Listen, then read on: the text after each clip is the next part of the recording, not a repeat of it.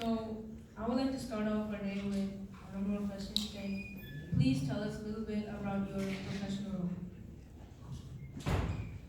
So thank you for inviting me, and I appreciate that very much. And it was very nice to meet you. And my professional role is as a physician. I worked in the ICU. I worked as a hospitalist, and I've done urgent care work, and I'm still doing the urgent care work as I wind down. And I'm a neuro-ophthalmologist as well. I did a fellowship from Detroit, Henry Ford Hospital. I did my residency at Newark Beth Israel Medical Center. What do you love most about your job? What do I love most about my job? That's a great question, and I want to give you a very practical answer. A lot of people, when I interview candidates for medical profession, right? When I interview candidates, what they tell me is it's to help people and do good to society. That is a wonderful reason, and that's probably one of the reasons. But the most important reason for me was I'm a people person, and I enjoy reading minds. I enjoy talking, interacting, learning about human behavior. The mind and body have a huge connection, and I love to understand disease from that perspective. Is the mind affecting the body, or is the body affecting the mind? And that was one of the main reasons I love about medicine. And the most important thing is that I want to tell you that when you choose a profession as a child, as a young kid or as a teenager, when you're trying to choose a profession, the most important thing is your aptitude. For me, I couldn't sit behind a computer. I need people, I need that interaction. So aptitude, if combined with passion, is good, but passion sometimes can ebb and flow. So I think aptitude is very important when you try to see where you want to go in life. And that's one of the most important reasons. I think you should choose wisely accordingly. I also don't like sitting behind a computer, like to actually go out and actually do things. So for our third question, you've had sometimes challenges in your job. So how would you overcome challenges in your job? So challenging in your job, challenges in life are absolutely a norm. One thing everybody has to understand, especially the kids I'm talking to, challenge will come your way. But the most important thing is how you react to that challenge. That is the most important thing which will define you, which will define your success or your failure. Okay. Now, what happens is whether you go into depression or whether you lead a joyous life. So challenges will be there, whether it's a traffic challenge or a bigger challenge. One of the most challenging times I've had was during my residency. I came here with 2 small kids, and I was not, and all my peers were actually much younger than me. So they would go out, they would party, I had to run home to my kids.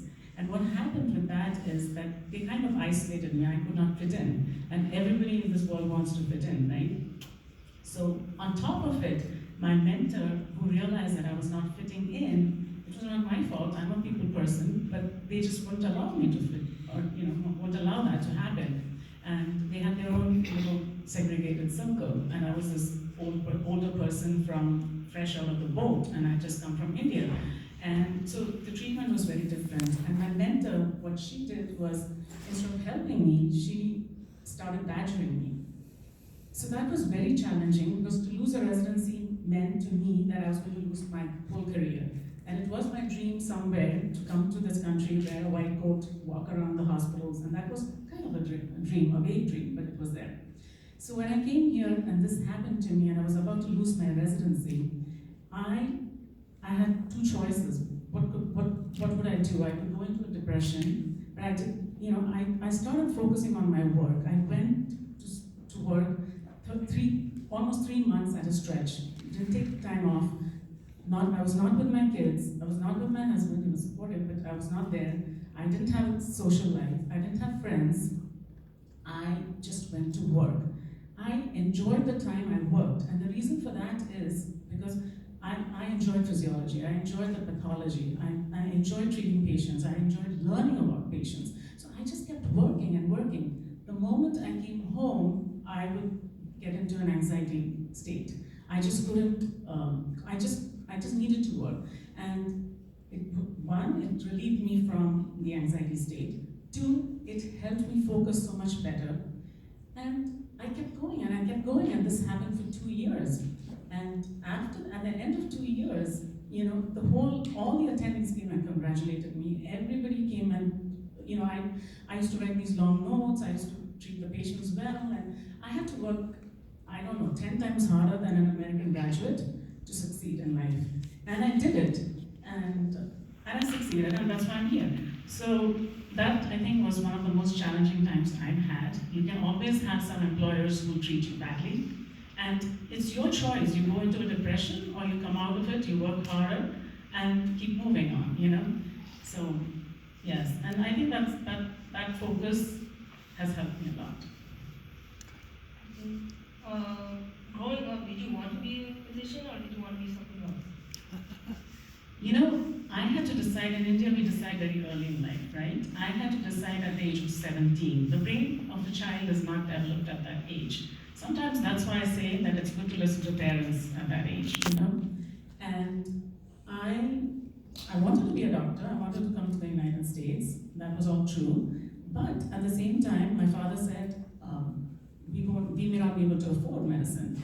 So he said, okay, let's do chartered accountant. Become a chartered accountant. You can do accounting. And I said, okay.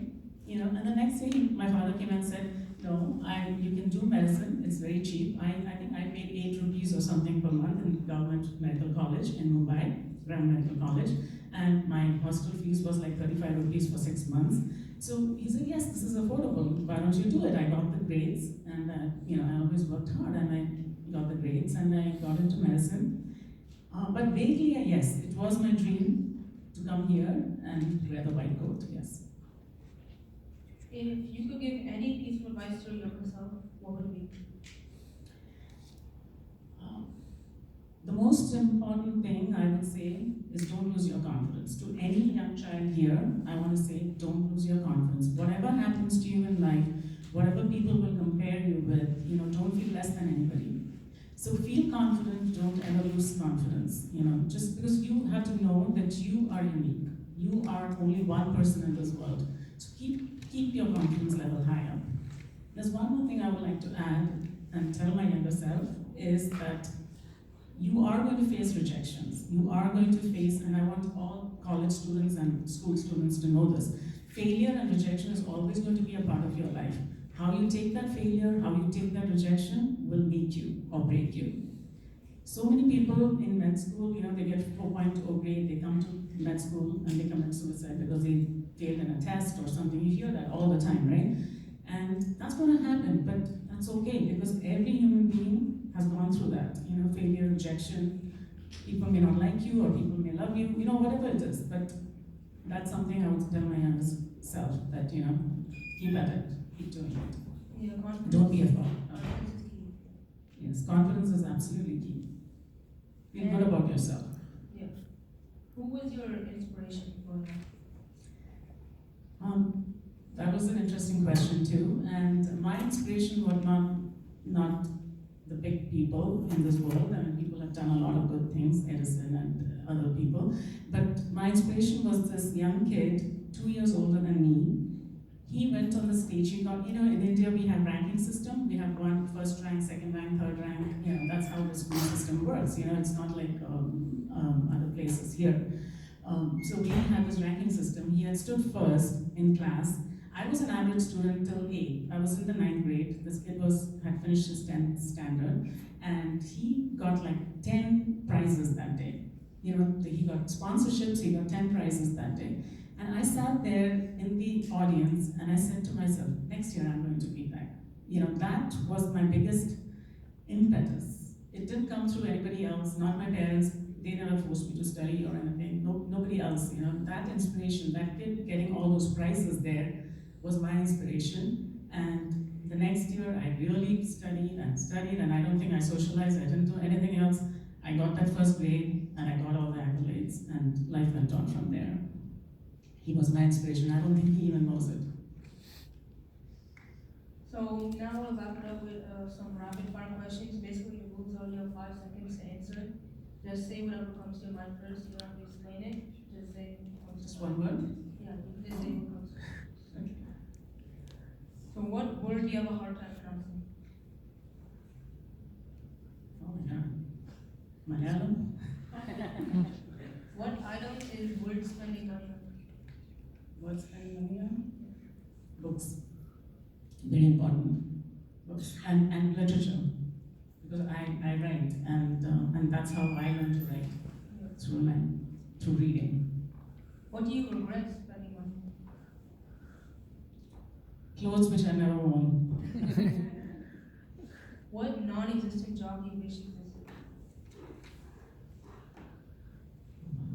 Okay. That's a very tricky question. Can you repeat that question again? What non-existent job do you wish existed? Maybe we should all be able to fly. Maybe soar high, just like the birds. I wish. Maybe not the aeroplane kind of fly, just have wings and fly. Maybe something can create that. Maybe AI can create some wings, for people to fly.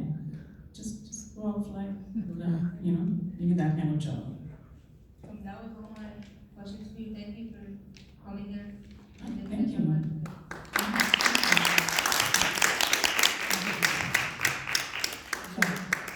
Have you written any books? Yes, I have. I have written a book called Tame the Mind. Yeah, I've written a book called Tame the Mind, and it is about love and happiness.